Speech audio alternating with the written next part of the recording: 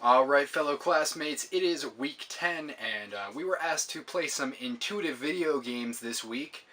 Um, I checked out videos on all the games, but the only one that I got a chance to play, and the one that I'm going to be discussing, is Super Time Force. And I at first wasn't sure what to think about this game, but after playing it, and once I learned the rules, I'd have to say it's probably the favorite game I've played so far this semester. I really liked it, and dealing with our topic, I think the reason I liked it so much is because it is so intuitive.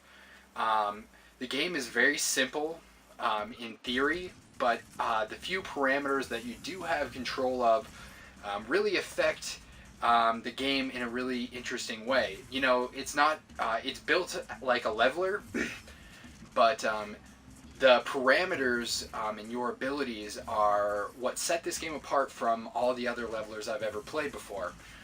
If you guys haven't seen this one yet, or you haven't watched anyone else's videos, the unique thing about this game is you can travel back in time, and your previous lives continue to fight along with you. So if you die, you go back in time, and you continue along. And if you save yourself, you can actually, get a boost up. It really reminded me, all the scenarios in this reminded me of before spring break when we were listing out all the rules, and I could totally see where that came into play in this game. Like, if you do this, then this happens.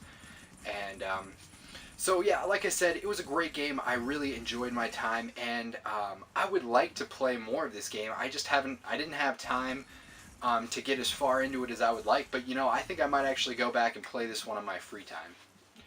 Okay, and so to answer the question, is it intuitive, and what is an intuitive game?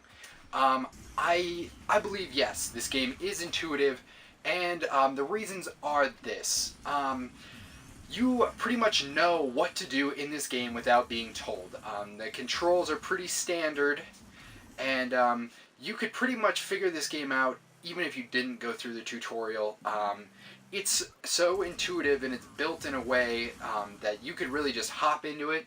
You don't have to learn a bunch of stuff or know a bunch of backstory or go through a bunch of character trees, anything like that. It's more of a game where you can just hop on and start having fun right away.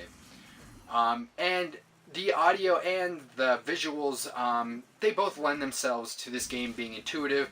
I mean, it's pretty simple and straightforward. It's a leveler. You're trying to get to the end by the end of the allotted time, and it's pretty straightforward. Even when they do have you move in different directions, they will actually put a little arrow pointing towards, you should go this direction. And so, I mean, they wanted it to be as intuitive as possible. You're not going to get stuck in this game. You're not going to get lost in this game. So, I mean, they really kind of just cut straight to it and kind of just get right down to the gamer and the gameplay. And so, I mean, I think that's where this game was really successful. And I think that that's why this genre and intuitive games still have a place within the gaming community. I mean, look at Angry Birds. That game sold millions of copies, and do you think it's extremely complex? I'd say that it's an intuitive game as well. And alright, and we're gonna let me break down part 2 for you guys. We're gonna talk about the magic circle as it pertains to my favorite video game. As I mentioned earlier in the semester, my favorite game of all time is Diablo 2. And there's a very evident magic circle in Diablo 2, just as there is in every game. But the way it works in Diablo is very similar to many RPGs that you'd see nowadays. And, you start off with very basic skills, and you build your way up, making the obstacles easier, giving you more choices to fight against enemies and stuff as you move along in the game. So, I mean, it just kind of keeps you going, like you get more powerful as the monsters get more powerful. And, that's how it works within the magic the magic circle realm here, it really builds on what you've done previously. This game, it's not like the intuitive games that we played earlier today. Um, this game you have to really invest some time, invest some energy, invest some knowledge into the characters and the skill trees, and it has a different place than the intuitive games. Um, but a great place it is, because RPGs are awesome. You can really delve into them. I mean, I've spent 60, 70 hours, playing over a course of months on some RPGs. So it's kind of cool that you can invest yourself in these games like Diablo 2 or Elder Scrolls or, what have you.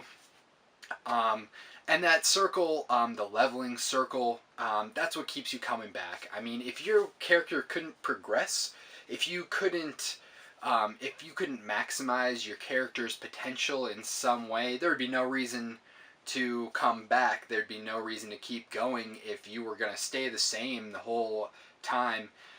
It really mirrors.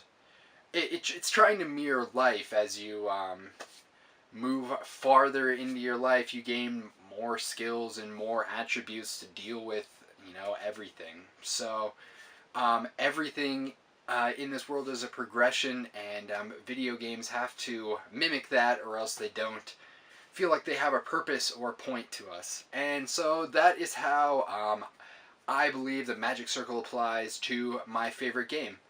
Alright, and that's it for week 10. I'll see you guys next week.